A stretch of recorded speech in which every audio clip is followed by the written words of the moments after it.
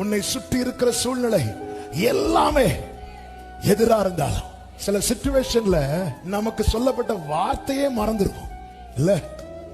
அதை எழுது. உன்னோடு பேசின முதல் நாள் துவங்கி இன்னைக்கு அநேகரோடு இந்த வார்த்தையை தீர்க்க தரிசனமாய் கர்த்தர் பேசிக் கொண்டிருக்கிறார். இந்த யுத்தத்துல உன் தலைமுறை ஜெயிக்கணும்னா உன்னோடு பேசின முதல் நாள் துவங்கி பேசப்பட்ட அத்தனை வார்த்தைகளை எழுதி உன் பிள்ளைகள் காதுகள் கேட்க அதை நீ வாசி.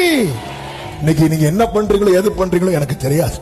நீங்க வீட்டுக்கு போறீங்க, அடு சமத்துல இருந்து உங்களோட பேசின வார்த்தை எல்லாம் நினைவுல கொண்டு வந்திருந்து எழுத போறீங்க. போகும்போது நோட்டு வாங்கிட்டு போயிருங்க, மறக்காம பெண்ணையும் வாங்கிட்டு போயிருங்க.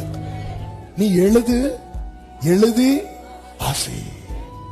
யோசுவாக்களே எழுதி வாசிங்கள். மோசேக்களே யோசுவாக்கள் கேட்க எழுதி வாசிங்க. இதனுடைய ரிசல்ட் நான் 2வது சொல்றேன்.